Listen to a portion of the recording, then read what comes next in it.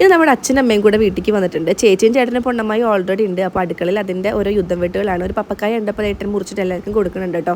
രാത്രിത്തെ ഫുഡ് പച്ചപ്പയർ തോരൻ, മീൻ കറി, beef fry, beef കറി, മീൻ കറി അങ്ങനെയൊക്കെയായിരുന്നു.